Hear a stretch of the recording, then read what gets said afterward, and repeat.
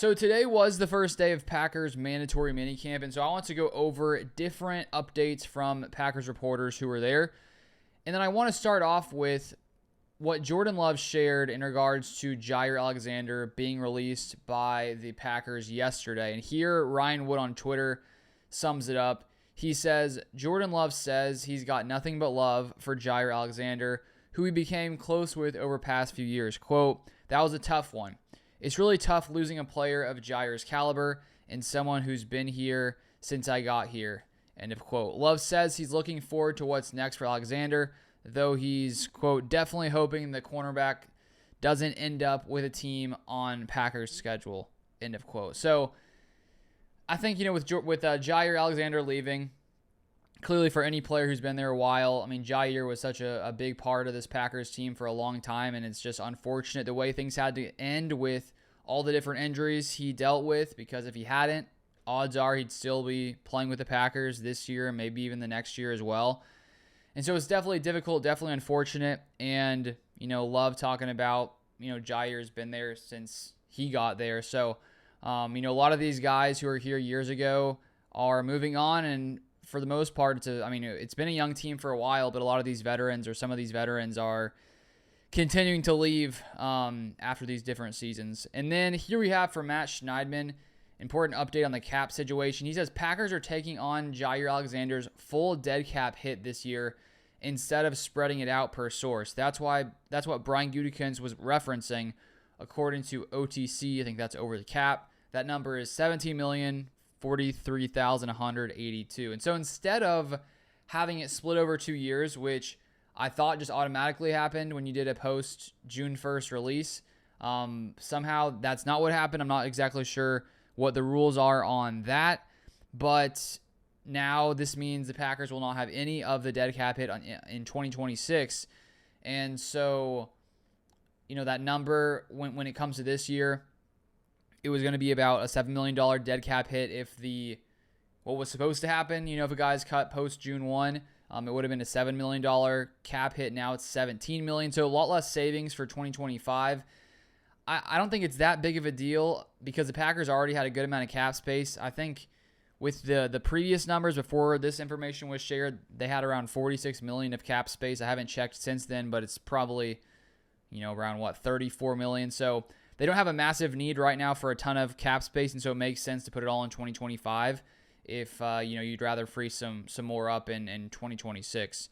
And then here, getting to some of the updates from today, Rob Domofsky says, when asked if using wide receiver Bo Melton at cornerback was out of necessity or intrigue, Matt LaFleur said, a little bit of both. You can always expect him to do a lot of great things, whatever he's doing. And then Domofsky adds, joke that Melton said he wanted to show he's as good at cornerback as his brother Max. So Bo Melton was playing at cornerback today, and that's something I didn't necessarily see coming. I think for Bo Melton, if you think about the different receivers that have come in here, getting drafted this year, adding 2 new guys, Matthew Golden, Savion Williams, Bo Melton was already a little bit down the depth chart at wide receiver, and so now if you think about it, you have Romeo Doubs, Dontavian Wicks, Jaden Reed, Matthew Golden, Savion Williams, and so Bo Melton may be, this 5th, 6th, 7th receiver. And so I think that if you think he has some, you're wondering if maybe he could play some cornerback. I mean, might as well try it out. It can't hurt at mandatory minicamp. You're not in pads. I mean, why not try it out? That's what sort of the way I'm seeing it. It seems like the Packers are just trying to see what happens there. Now with Jaire gone, when you look at the cornerback room, it does seem a little bit thin. I feel pretty fine about it unless there's an injury. I think that in the game against the Eagles, that playoff game, the Packers defense played, for the most part, pretty good. And that was with, Nixon, Carrington. And so I think that it should be fine. My question is, if there's an injury this year, what's the depth going to look like there? Of course, you would have Javon Bullard come in the slot. But there are some questions there. So Bo Melton, apparently, according to Matt LaFleur, he was talking in his post-practice interview that he believed Melton played some corner in college. And so, hey, try it out, see what happens. If he can play, great. That's probably better if he ends up being a really good corner, that'd be awesome. We'll sort of keep an eye on that. But if you're the, fifth, sixth, seventh receiver, and you think that he could do something and be of more use elsewhere or as well, both it seems he could potentially play, then why not try it out? Then from Ryan Wood, first day of Packers minicamp, and Elton Jenkins is present for the mandatory workout, not participating on field. No surprise there. And Elton Jenkins wants to get his contract reworked because he's been moved to center. I'm not sure what's going to happen there. Will the Packers do something to maybe give him some kind of more guaranteed money? I'm not sure because he's already being paid as a guard, even though he's moving to center. But it seems that he wants some more security there. And so at least he's at practice, but not practicing. And then here's some other guys, according to Ryan Wood, who were at minicamp but not participating on the field. So mostly injuries, but Elton Jenkins, Aaron Banks, Christian Watson, Micah Robinson, Kalen King, Zane Anderson, Colin Oliver, Messiah Swinson, John Williams, Julian Hicks. Nobody is absent.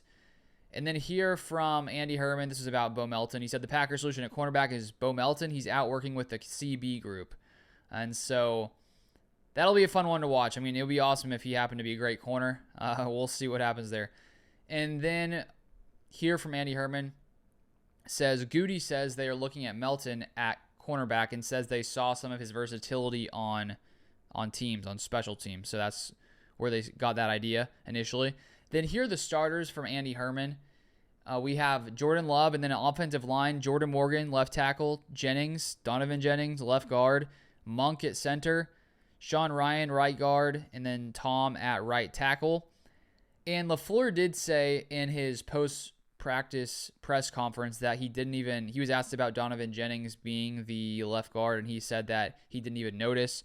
So that's where, with some of these lineups, not taking, too much from it, just because if LaFleur wasn't even sure he was out there when it's mandatory minicamp and they're not in pads, I'm not sure how much we can tell from this.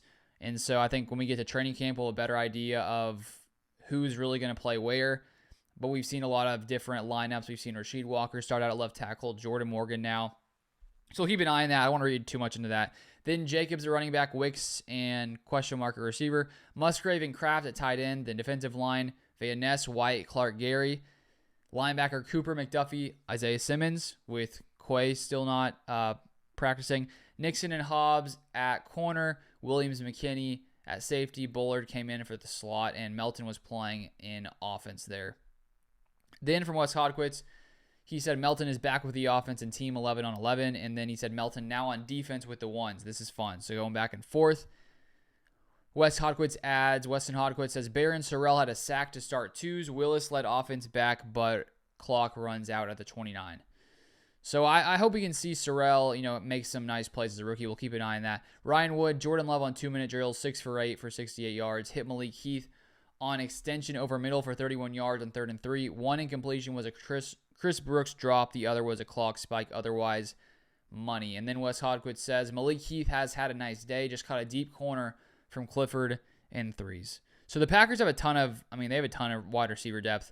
And then to end it off here, Ryan Wood says McCole Hardman bails out a Sean Clifford jump ball into end zone with a leaping one-handed catch in traffic, ending Packers' third team 2-minute drill with a highlight touchdown. Not quite the biggest score of his life.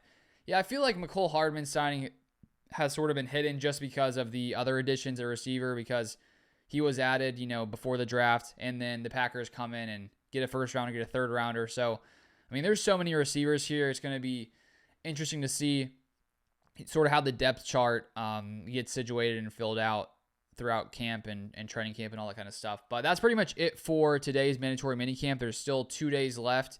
Then we'll have a long break period before training camp starts. And then, once training camp starts, that means the season's, right around the corner. So that's it for today. Thank you for watching. If you want more Packers content, feel free to subscribe, and I'll see you guys next time.